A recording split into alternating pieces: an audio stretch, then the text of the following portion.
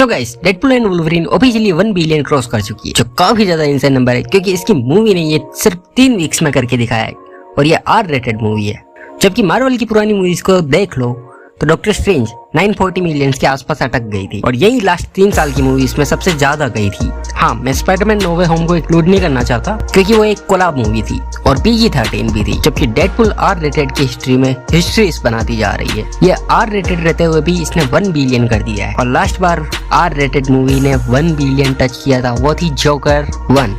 तो ये उसको भी क्रॉस कर सकती है या फिर कर देगी। जबकि उनकी last Marvel movie captain Marvel को बिना थूक लगा के पेल दिया भाई। उसके लाइफ टाइम कलेक्शन को एक दिन में बीट कर दिया। इस तरह से द मार्वल्स को पहला है, अब वो फिंगरिंग करने लायक भी नहीं रही। अब बात कर लेते हैं हम डेडपूल की हिस्ट्री की। जैसे हमारे रायन भाई साहब को केविन फाइजी ने फुल कंट्रोल दे दिया, जबकि ये उन्होंने बड़े से बड़े डायरेक्टर को नहीं दिया, बड़े से बड़े एक्टर को नहीं दिया, उन्होंने किसी को नहीं दिया था। एग्जाम्पल के लिए सैम रेमी, उन्हें भी नहीं दिया गया, जबकि वो इतने बड़े डायरेक्टर है, उनका नाम है, उन्होंने स्पाइडरमैन की ट्रिलॉजी बनाई है ब्रो। और एंटमैन के जो ओरिजिनल डायरेक्टर थे एडगर राइट, उन्हें भी नहीं दिया था, उनकी जगह बाद में पेटन रीड ने बनाई थी, बट ओरिजिनली उसे एडगर राइट डायरेक्ट करने वाले थे। हाँ, तो ये सब रायन रेनॉल्ड्स को ही क्यों? क्योंकि वो स्पेशल है ब्रो। सबसे पहले चलते हैं हम 2009 में, जब एक्स-मैन ओरिजिन वुल्वरीन आई, उसमें हमें डेडपूल दिखाया गया था। जो डेडपूल था वो पूरा का पूरा गांडू था। उसे पहले तो सही से दिखा नहीं रहे थे, उसे लास्ट में थोड़ा सा दिखाया, उसके हाथों से तलवारें निकल रही थी, आंखों से लेजर छुड़वा दी उससे, और ये लोगों को बिल्कुल भी पसंद नहीं आया और मेरे को भी नहीं आया। और पता नहीं क्या क्या करवा दिया भाई, उसका मुंह भी चलवा दिया था, अब वो जोक भी नहीं मार सकता था। उसके बाद रायन रेनॉल्ड्स ने इसके स्टूडियोज को बोलते बोलते उनकी जवान घिस चुकी थी कि भाई मूवी बना दो डेडपूल पे, और लोग भी उन्हें फोर्स कर रहे थे। तो रायन रेनॉल्ड्स टिम बर्टन ने एक एक्शन सीक्वेंस बनाई थी 3D में, जो स्टूडियोज को दिखाई थी उन्होंने, बट फॉक्स वालों ने फिर भी मना कर दिया था। तो 2014 में ये वाली टेप लीक हो चुकी और ये बहुत वायरल हो चुकी थी सोशल मीडिया पे।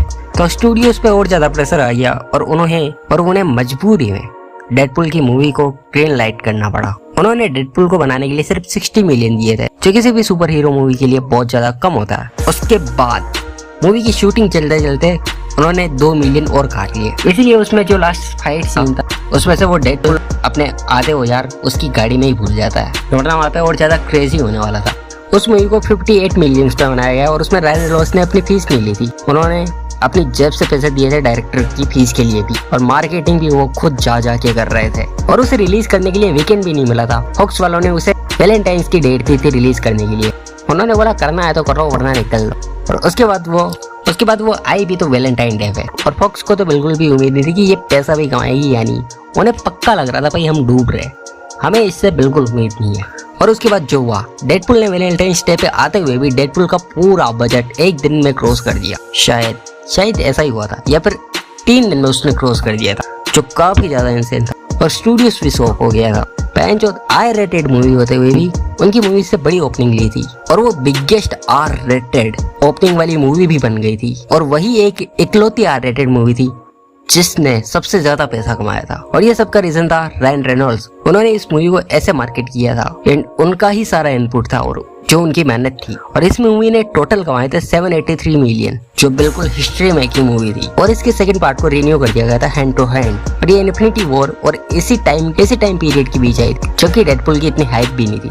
फिर भी इसने 786 मिलियंस का कलेक्शन किया था, जो काफी ज्यादा इंसेन है। इसने अपनी पुरानी मूवी का भी रिकॉर्ड तोड़ दिया था और आर रेटेड मूवी थी। और इसके बाद मार्वल फॉक्स की डील हो गई थी, तो थर्ड पार्ट को आने में बहुत ज्यादा टाइम लग गया और लोगों को लगने लगा था कि अब ये मूवी गई, शायद आएगी या नहीं आएगी, या आर रेटेड रहेगी या नहीं रहेगी, या फिर बिल्कुल ही खराब हो जाएगी। क्योंकि डिज्नी बच्चों की मूवीज बनाता है और वो बच्चों की मूवीज पे फोकस करता है, ऐसा मूवीज बिल्कुल नहीं बनाता वो। बट बट इस मूवी के लिए रायन रेनॉल्ड्स केविन फाइजी से मिले और उन्हें अपने आइडियाज बताए, जिनमें से एक था Deadpool kills the Fox universe, जिसमें डेडपूल फॉक्स यूनिवर्स में जाता और सारे कैरेक्टर को मार देता। और उसके बाद वुल्वरीन का भी एक आइडिया उन्होंने रायन रेनॉल्ड्स ने केविन फाइजी को बताया था, उन्हें खुली छूट दे दी, जिससे वो डायरेक्ट भी वही लाए थे और राइटर्स भी वही लाए थे, और उन्होंने ही राइटिंग में थोड़े बहुत जोक्स भी लिखे थे। और उसके बाद ह्यू जैकमैन को भी वही लाए थे एज ए वुल्वरीन, और उसके बाद वो प्रोड्यूसर भी बने थे, और उनकी कंपनी मैक्सिमम एफर्ट्स भी, उसने भी इसमें पैसे लगाए थे, जो काफी ज्यादा क्रेजी था। खुद की मूवी के लिए खुद की कंपनी पैसे लगा रही, जो खुद ही कमाते, और इसे भी मार्केट बहुत तगड़े से किया गया था। और उन्होंने बहुत सारे ब्रांड्स के साथ कोलैब किया था, जो बहुत ज्यादा क्रेजी था। मैंने इसके ऊपर वीडियो भी बनाया है, तुम जाके देख सकते हो। और तुम्हें क्या लगता है, ये जोकर 1 के रिकॉर्ड को तोड़ पाएगी और ये मूवी कितना पैसा कमा सकती है? कमेंट में जरूर बता देना।